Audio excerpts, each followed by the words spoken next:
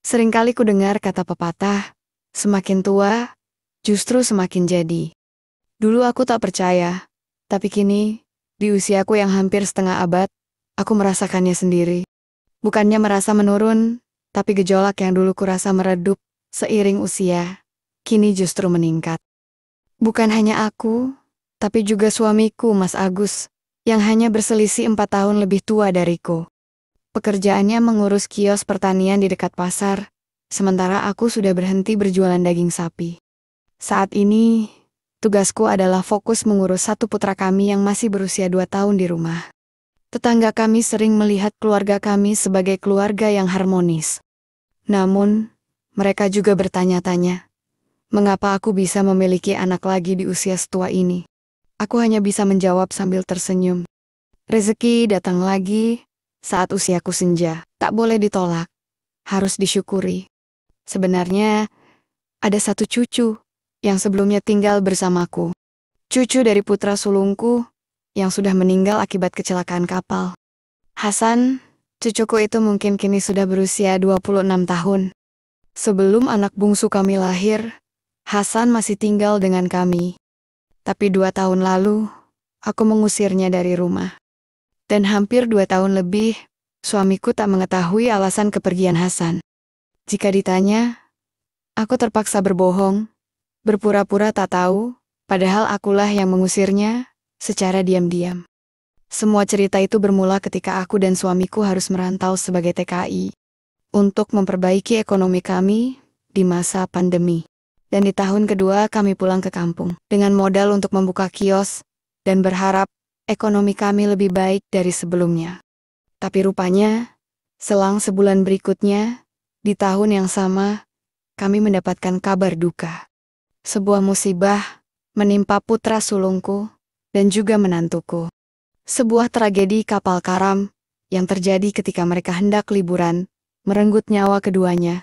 Saat itu baik aku dan suamiku bergegas ke posko bantuan. Dan di sana, di tengah kerumunan yang panik, kami menemukan cucu kami satu-satunya yang tersisa. Hasan namanya, dan saat itu berusia 23 tahun. Kami membawanya pulang dan melanjutkan sekolahnya, meskipun hanya sampai jenjang SMA. Kedatangan Hasan tentu membawa suasana beda di rumahku. Rumah yang semula terasa hampa, karena hanya ada sisa-sisa kesedihan, perlahan hilang saat Hasan mengisi kekosongan itu dengan kehadirannya. Ia tak banyak bicara tetapi setiap gerakannya penuh perhatian. Pagi-pagi ia sudah menyapu halaman, membantu Mas Agus menata kios, dan sore hari ia menemaniku memasak sambil sesekali bercanda. Tawanya yang renyah menjadi musik baru di rumah kami, menggantikan kesunyian yang dulu terasa begitu menyakitkan. Bahkan Hasan bukan sekadar cucu bagiku. Ia adalah bagian dari kami, pengingat di tengah kehilangan. Kebahagiaan sederhana itu pun juga mempengaruhi keharmonisanku dengan suamiku.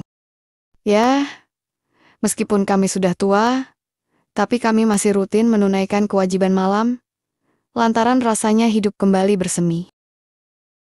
Sampai suatu ketika, suamiku mendapatkan undangan reuni teman SMA-nya di kota asalnya.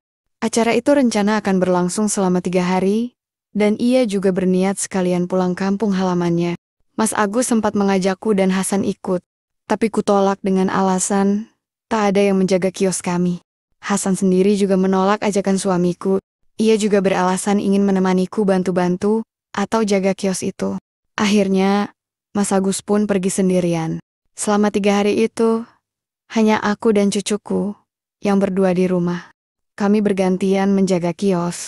Aku biasanya berangkat pagi, pulang siang. Setelah itu Hasan yang berangkat dan pulang menjelang maghrib. Hanya saja di usiaku yang hampir 50 tahun, entah kenapa aku mudah merasa lelah, linu. Bahkan pulang dari kios, rasanya seperti menggendong beban. Sampai suatu siang, aku merasa sangat lelah hari itu. Setelah pulang dari kios, aku langsung tertidur pulas di kamarku. Setelah Hasan menggantikan tugasku menjaga kios, rasanya lega, bisa beristirahat dengan tenang. Tapi, di tengah-tengah kenyamanan tidur itu, entah kenapa aku merasa seperti ada langkah kaki mendekat.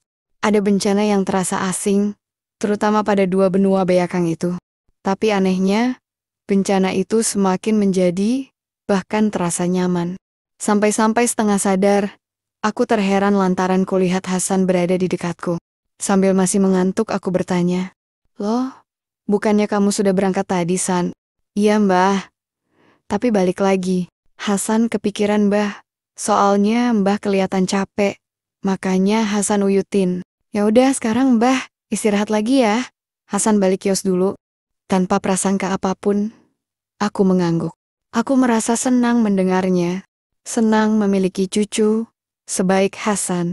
Aku kembali memejamkan mata ketika Hasan menutup pintu dan pergi. Tapi anehnya, beberapa jam kemudian, Gelenyar itu hadir lagi. Bahkan hal itu terasa begitu akrab bagiku. Saat itu kupikir, mungkin itu adalah respon diriku yang memang merindukan kehadiran suamiku. Namun, entah mengapa hal itu berlanjut terutama malam hari saat aku tidur. Perasaan aneh itu datang lagi, menggelitik dan membuatku nyaman. Perlahan, perasaan nyaman itu berubah menjadi bencana lain. Seolah ada sesuatu yang mondar-mandir pada pintu gerbang, yang membuat jantungku berdegup. Bukan karena senang, tetapi karena bingung. Perasaan ini seperti mimpi tapi nyata, dan ada yang salah pada diriku. Aku mencoba menepisnya, meyakinkan diri bahwa itu hanya imajinasiku. Tapi makin ku tepis, aku malah makin enggan untuk menghindarinya, dan justru melanjutkan tidurku. Sampai sehari sebelum Mas Agus pulang. Malam itu saat aku tidur, keanehan itu datang lagi. Berbeda dari malam sebelumnya, bencananya lebih terasa dan susah dijelaskan. Terasa ada beton yang menimpa. Bahkan bukan lagi sekadar menggelitik, tapi lagi-lagi ada yang mondar-mandir pada pintu gerbang. Bahkan tak sadar aku berseru. Hal itu membuatku kaku, tak bisa berbuat apa-apa. Irama yang tak asing saat itu berubah terlalu nyata, sangat nyata. Dan setengah sadar mataku pun terbelalak. Aku masih memaksa diri untuk percaya bahwa itu suamiku. Aku menggenggam erat kebohongan itu, memohon pada hati supaya semua ini hanya mimpi. Namun, saat kesadaranku penuh, pandanganku menjadi jelas. Rupanya semua itu adalah ulah baik cucuku.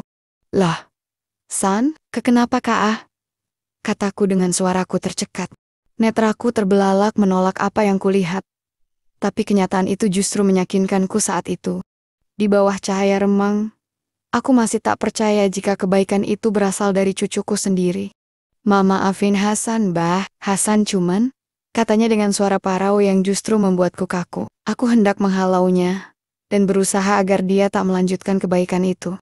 Tapi yang ada, aku justru seperti terikat oleh kebaikan yang diciptakannya. Entah kapan ia mempersiapkannya, tapi yang pasti, segitiga bermuda serta jajaran lainnya sudah tak ada pada tempatnya. Dan hal yang justru membuatku tak percaya. Perahu itu sudah melaju, melewati samudra, menuju gerbang Pelabuhan Ratu. Aku berusaha tak berseru meskipun akhirnya gagal juga. Kebaikan itu terlalu beda untukku. Bahkan memaksaku untuk membandingkan bencananya dengan bencana suamiku. Entah beberapa kali banjir bandang itu melanda, dan hal itu membuatku tak lagi bisa menghalaunya. Beberapa variasi pun Hasan haturkan, dan anehnya aku seperti terhipnotis untuk menuyutinya. Hingga di ujung penantian yang tak kuinginkan itu. Tak kusangka, Hasan meletakkan pundi-pundi kebaikannya itu pada gerbang kehidupan nyata. "Ternyata, Mbah salah selama ini menilaimu," kataku, di saat kami masih mengembalikan spirit itu. "Mbah pikir kamu pemuda yang baik, tapi nyatanya kamu..." "Maafin Hasan, Mbah. Sebenarnya Hasan..." Entah karena emosi atau apa, aku justru berkata di luar dugaanku. "Kemasi barang-barangmu, dan pergilah." "Tapi Mbah, Hasan tadi cuman..." "Pergi, Mbah kecewa sama kamu." Dia hanya menunduk sambil terisak, sebelum akhirnya beranjak pergi. Di depan pintu, ia sempat melirikku sekilas, seolah berpamitan jika akan pergi selamanya. Pintu kamarku tertutup pelan. Bunyi klik dari daun pintunya membuatku tersentak, seolah menyesali perkataanku tadi. Ingin aku mengejarnya, tapi batinku seolah sudah tertutup. Air mataku terus mengalir, lantaran tak sanggup menghadapi perasaan yang kalut, marah, benci, sedih, dan takut. Sejenak, aku bersandar di tepi divan sambil terisak. Saat itulah, aku kembali tersadar. Semua mimpi itu ternyata nyata. Dan itu adalah ulah baik cucuku sendiri. Singkatnya, selama 2-3 hari, aku tak keluar rumah. Bahkan, saat Mas Agus pulang, aku justru menyambutnya dengan mata sembab. Yah, aku berpura-pura menangis dengan alasan Hasan belum pulang sejak Mas Agus keluar kota. Loh kenapa, Mi? Ada apa? Hasan mana? Kok dari tadi nggak kelihatan? Tanya Mas Agus khawatir. Aku nggak tahu, Mas. Dia pergi nggak pamitan sampai sekarang. Sudah ku cari kemana-mana tapi aku tak melanjutkan kata-kataku. Dan justru berpura-pura terisak. Pergi? Kenapa kamu nggak ngabarin aku? Aku bingung juga, Mas. Aku nggak tahu. Kataku lalu memiuk Mas Agus agar ia tak bertanya lagi. Mas Agus pun sempat melapor ke polisi, tapi lantaran tak ada biaya lebih, polisi enggan untuk melanjutkan tugasnya itu. Dalam kepanikan itu aku sedikit bisa tenang, lantaran setidaknya semua kondusif, meski tak ada Hasan lagi. Di tengah-tengah kesedihan itu, aku juga berpura-pura sangat merindukan Mas Agus. Bahkan hampir setiap malam aku mengajaknya untuk menunaikan kewajiban batin itu. Mas Agus pun sempat heran dengan perubahanku. Tapi nampaknya dia maklum, dan lambat laun tak mempermasalahkan hal itu. Sampai 2 minggu setelahnya, tiba-tiba aku mual. Mas Agus yang tahu pun langsung membawaku ke bidan untuk memeriksakan kondisiku. Dan tanpa dikira dan dinyana, rupanya aku halim. Kok bisa, Tommy? Tanya Mas Agus kaget saat bidan mengkonfirmasi kehaliman itu. Ya bisa aja, Mas. Kita kan nggak tahu. Mas Agus pun mengangguk setuju. Ia hanya khawatir apakah aku tak apa-apa halim di usia setua itu. Tapi aku tetap meyakinkan jika akan baik-baik saja. Walaupun hatiku menangis jika mengingat hal itu adalah hasil kebaikan cucunya. Hingga setahun kemudian, hadirlah anggota baru di rumah kami. Selama itu pula suamiku tak mengetahui masa lalu kelam yang pernah kulalui itu. Ia juga mulai lupa dengan Hasan dan menganggap cucu kami itu tak akan pernah kembali. Lucu banget ya, Mi, kata Mas Agus sambil membawa putra keduaku. Hidungnya mirip hidungku kan? Aku mengangguk senang, meski hatiku terasa perih. Iya, Mas, mirip ayahnya. Alisnya mirip Hasan ya, Mi. Ternyata dia juga mewarisi wajah omnya ya, Mi. Jantungku rasanya berhenti berdetak dan tak bisa menahan air mata yang jatuh di pipiku. Tapi di saat yang sama, di tengah kebersamaan itu, kami berdua dikagetkan oleh ketukan pelan yang terdengar di pintu depan. Aku dan Mas Agus saling pandang bingung. Mas Agus membuka pintu, dan aku melihatnya. Hasan datang dengan wajah murung dan memelas. Nampak ia lebih kurus dari yang terakhir aku lihat. Dan yang membuatku membeku, ia melangkah ke arahku dengan mata yang memancarkan penyesalan. Hasan, kamu pulang, Nak? Seru Mas Agus dengan matanya berkaca-kaca. Tanpa ragu, ia memiuk cucu yang sudah lama hilang itu. Maaf, Kek. Maafin Hasan selama ini, kata Hasan sementara Mas Agus hanya menggeleng sambil mengusap air mata. Kemudian Hasan melepaskan peyukan itu, lalu beralih menatapku. Tatapan yang penuh rasa bersalah, tapi tak terucap. Sementara aku hanya diam membeku, sebelum akhirnya menoleh pada putriku yang dibawa Mas Agus. Di wajah mungil itu, ada kemiripan yang menghancurkan hatiku. Tapi entah kenapa juga, ada suatu kebahagiaan yang baru. Putra kecilku tersenyum, menggapai-gapai jemawi Hasan.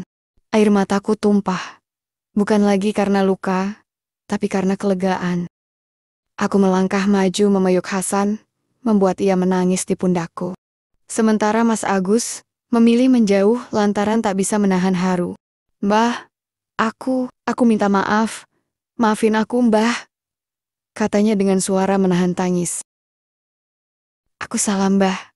Aku nggak berani pulang. Aku malu. Aku nggak tahu gimana menebus kesalahanku. Sudahlah, San. Semua sudah terjadi. Mbah juga sudah ikhlas. Maafin kamu. Yang penting sekarang kamu mesti berubah. Iya, Mbah. Hasan janji. Hasan janji akan berubah, Mbah. Akhirnya malam itu, kami berkumpul kembali, bukan hanya sebagai keluarga, tapi sebagai orang-orang yang terluka dan menemukan jalan untuk menyembuhkan diri. Kami tahu, jalan ke depan tak akan mudah. Apalagi suamiku Mas Agus masih tak mengetahui kebenaran itu. Tapi baik aku dan Hasan tetap akan menghadapinya bersama. Kejadian yang telah berlalu tak bisa diubah, dan luka yang ada tak akan sepenuhnya hilang. Tapi mungkin cinta mampu untuk menumbuhkan sesuatu yang indah dari kehancuran. Bahwa kebahagiaan sejati bukanlah tentang hidup tak ada masalah, melainkan tentang menemukan kekuatan untuk saling memaafkan dan menerima, agar setiap langkah yang kita ambil selanjutnya bisa dipenuhi dengan cahaya.